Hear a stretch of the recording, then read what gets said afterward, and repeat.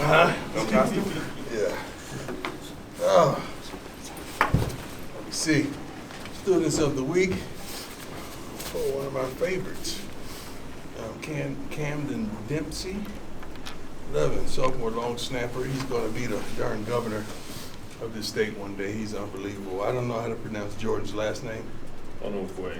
Onoway? Yeah. Onoway. It's good. For business, I'm sorry, Camden with business, finance, and marketing. It's unbelievable. Honor Shador, named to David O'Brien class of 2023. Official candidate, Travis Hunter, honorable mention for the lot. Trophy, Paul Hornick, award player of the week. Travis is officially named as semifinalist of the Thorpe Trophy, which I think we already have 2 of them here. So TV ratings, Colorado, 3rd most watched game. CU now has had over almost 51 million viewers this season. Sellout streak. Previous, CU remains. Blah, blah, blah. Okay, let me address this. You know, our kids got robbed during the game last week. I think that's a travesty, and I would expect the NCAA to do something about that. These are college kids. I'm pretty sure they don't think about insurance at this point in this juncture in their life. We've talked about NILs and how to really maintain their finances. We've pretty much given them financial planners and given them the resources for that. But the insurance part of it, we slipped, and we didn't really educate them on that. So I wish, I know the kids would be forthright in what was stolen, and some of our just staff members as well. And now all that stuff should be replaced. This is the Rose Bowl. They said the granddaddy of them all, right? I'm sure granddaddy has some money. Grandpa should have some money to get these kids. I'm going to have a list made out from these young men, and I know they're going to be truthful about what they lost, so we can try to get that back for them. They may not be able to get the items back, but we should be able to reimburse them. That was unbelievable. But I did hear that the home team was robbed as well. So I don't know, but I did hear that. But that don't make no sense when you're out there balling and playing your heart out and you get robbed in the same aspect. So I hope we could do something about that NCAA. You do something about everything else. Do something about that. When it comes to kids, in regards to the kids, NCAA, you do something about everything else. Do something about this one. Okay, let's get down. Questions? Adam, go ahead. Yes, sir. Hi, Coach Adam, What's Tiger 24/7 Sports. Yes, How is Shador doing physically? Oh, he's good. He's good. I think I'm going to give him another day or so off so he can heal properly and so he could be his best. His best. We want his best. And he's doing well, mentally, physically, as well as psychologically. Mick, go ahead. Hey, Coach Mick Miller, Fox 31. Building on that question, as the roster is constructed now, how do you devise a scheme to be able to protect Shador and also allow him to have his skill set be at the forefront? We could do it. I believe in the staff that we have on hand. I believe in the staff that they can do it. And I have the utmost of faith in them. Also, I had a private, personal meeting with the whole offensive line, and the meeting was phenomenal. I have the utmost thought process that those guys are going to step it up tremendously, and you're going to see a more cohesive, more aggressive, more physical, more prepared group than ever before this weekend. I really do believe that. Go ahead, Jimmy. Jimmy Surfoss, 24/7 Sports. When on the recruiting side of things, when there's a loss like that, when there's an obvious glaring issue, do you see that as a deterrent for recruits, or do you see that as Are you kidding me? As a deterrent? No, not whatsoever. I'm not going to say it's a blessing, but our phone rings wonderfully. And they know we ain't hard to find in certain areas. So when you see something, first of all, when you're on television, as much as we're on television, recruits want that exposure.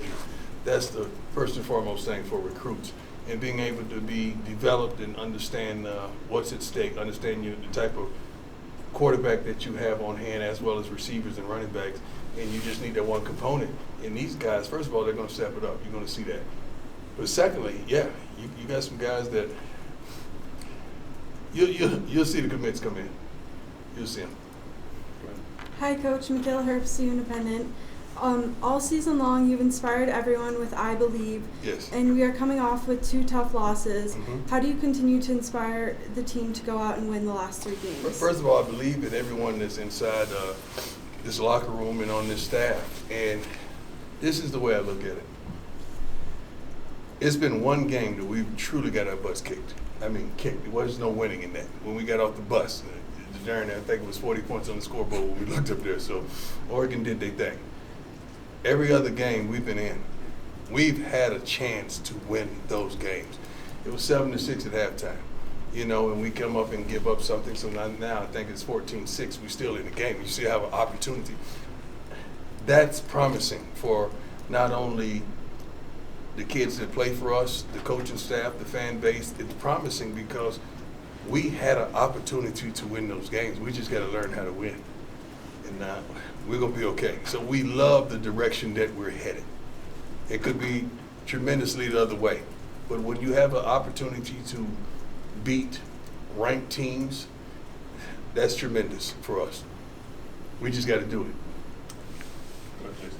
Hey, Coach, a little lighthearted twist for you. Just a little over a year ago, we lost Mike Leach. Yeah. And he had a real viral moment a few years before that where he was asked to rank his top 5 Halloween candies. So did you rank your kids? I don't. You have any thoughts on that? I'm not a candy guy. I don't eat much candy whatsoever. I'm not a candy guy. If I had to rank my number 1 candy, it would be now laters. Some of you might have to ask what that is. What is that? All the black folks, can you tell the white folks what it is? It's good. It's good. I'll order you something. I'll go on Amazon and get you something. But the pack of now laters is everything to me. Yeah. Yes. Yeah, you're gonna break your teeth on those now. Yeah, so you know what time it is, huh? Yes, you know, I know. Yeah, here you go. Ariel or 209 News. You know, these 8 p.m. games, I know you've been pretty vocal about not enjoying them. But your team has also kind of come out to some either sluggish starts or has like lost some energy from them. How do you get the team to, like, what do you do for these 8 p.m. games? How do you get them prepared? How do you get them to keep the energy up? We have different ways to keep their energy up. And the guys that love this game, you have no problem with their energy being up. It's the guys that don't love the game. We got to minimize that and make sure we're putting the guys out there that love to play. So it's not hard for these guys to get situated and desire to play these games because first and foremost, many of their family members are here and they want to put on a show for their family members and their girlfriends or loved ones, and they just want a shot at the next level. And they know not only a multitude of people in this country is watching, but scouts are watching as well. So I think it's on them to get themselves up, but we know how to motivate them tremendously. Hey Coach, Jack Carlo with the Buffalo's Wire. Saw Caleb Mathis on Saturday get his first most action he's had all year. What did he do to deserve that? He runs routes at the right depth. He turns around and catches the ball consistently. Every day in practice he does it. Anytime you put him out there, he does what's right. He don't have any bust whatsoever, meaning running the wrong routes, running the wrong plays, running the wrong depth. And Shador has a chemistry with him as well. So that's what he did to earn it. He's a consistent football player, and we love him. Go ahead. Hey Coach, Pat Rooney, Boulder Daily Camera. Yes, Loved sir. Now and Laters as a kid. One asked about Alton McCaskill. Yeah. I know he's healthy, he's been back in there, Yeah. but with an injury like that, is he still maybe searching for that extra gear or maybe the confidence he played with at Houston a couple years ago?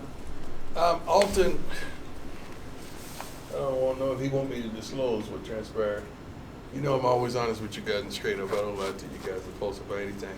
Alton came in my office yesterday and he wanted to be redshirted, which I think is very wise, which I'm all for him. If he would have wanted to play, continue to play, I'd have been all for him. He's one of my favorite human beings on this team. He's a great young man, was raised properly, and he wants it. But he does understand that it's been a while since he has had his full strength and full potential and ability to move and cut and explosion, and he understands that. So he wants to train and work his butt off and get into shape and come back in the spring and earn that #1 spot. That's what he echoed to me, and I love it. I saw him today on the scout team going 100 miles an hour, trying to get a guys to look and just being the player that he is. He's a great team guy. He's a great human being. He's a great young man. So that's where he is right now. Hey, Coach. Nick Rothschild, number 7. How you doing, sir? I'm great. Just to clarify, did you have anything stolen from you at the Rose Bowl? No, they oh God, that was a good one that I just had. I'm thinking ahead. No, I didn't. I've been gotten enough. Okay, so then my question for you is, after reflecting on the game. That was good, wasn't it? That was good. Lord help me. I'm so stupid, Lord help me, please. I'm sorry. Excuse me? That's all right. Probably better than my question I'm about to ask you. But anyway, after reflecting on the game, the defense and the way that they fought, are you happy with their effort at least? Yeah. No, I'm happy with everything they did. Shoot, what we had 3-4 turnovers in the first half. We got to cash those in. We got to score. I mean, it's a whole different game. And you come out the second half. I mean, we blew a couple things, and it didn't go like we expected on that half. But I like what they did, and I like the effort that we gave. I truly do. We're building. We're getting better and better, and I like that. I like that. Associated Press. You planned for everything, and one thing you couldn't plan for was with that like that. So what kind of safeguards do you put in place to make sure that nothing like this happens again for your team? Well, like what? Well, I don't understand. Like just make sure that no kind of theft. I mean, oh, we don't get robbed? Yeah. Oh, we leave our own security. We don't depend on someone else's security. We leave our own security in the locker rooms and make sure we're straight by our own means. But you got to understand, that was on the road. You're not thinking like that. You're not even thinking like that at home. So that was, and you're in the Rose Bowl, man. Like, who robs the Rose Bowl? Who robs the Rose Bowl? Somebody. So, but the kid, a lot of the things were emotional things that we're giving to them, like chains and necklaces and gifts. And you got some idiots online saying, well, they shouldn't have that, so they shouldn't be blessed. They shouldn't be blessed. That's crazy. It's like if you have a car in your driveway and somebody come and steal your car. Well, you shouldn't have a car. That's how stupid that sounds. Yeah. These are young men that worked their butts off, or they were blessed and gifted by their family members to give them what was stolen. I know someone had a significant amount of cash, one of our camera guys, and we pray to God that he gets that replaced. Bad. It's not good. Jason. Hey, Coach. Jason Jones, Busby. I'm pretty sure you would say that you're moving on to Oregon State, but just since you mentioned it in the postgame, has the NCAA or the Pac-12 communicated anything to you one way or the other about Shilo's hit? Oh, Shilo's hit? No, not to me. I'm pretty sure they might have reached out to Rick or somebody. Not whatsoever. What are you going to do? Say, I'm sorry? My bad? That's the word that every coach in America hates. My bad. Yeah. We don't want to hear that. What you going to do about it? It's over now. Yeah. No, we don't want to hear nothing about it. It is what it is. Move on. Right. Hey, Coach, there's the old adage about 20-60-20. You know, you have the top 20% of your team is the leaders, the middle 60 kind of. I never heard that one. No? 20-60-20? So it's like the top 20 is leaders, the middle 60 can kind of be pulled either way, the bottom 20 pulls down. Yeah. Curious if you feel like your top 20 is strong enough to keep that middle group engaged for the Final Four. I don't think that middle group is a negative group. Everyone has knuckleheads. Some of your kids are knuckleheads. You know, a couple of mine I got to keep an eye on. So, just understanding life in itself. I wouldn't go with those percentages, but we definitely have some that are bona fide leaders and they want this with everything they have. You have some just meandering around, and you got some that you know, probably don't want to be where they are because they think they deserve more playing time or more of something that they're not getting. That's just life. That's an office job. That's a reporting job. That's anybody in life. But we haven't lost our passion or intensity for our purpose, and that's to win. We're still on the same page with that, coaches included. Everybody inside the locker room that's a part of this organization, we definitely, the desire and the goal is to win, and it's to win out. Good question, though. Matt Smith, 104.3 The Fan. You faced a lot of great receivers in your time, college pros. Do you have an NFL comp for Xavier Weaver?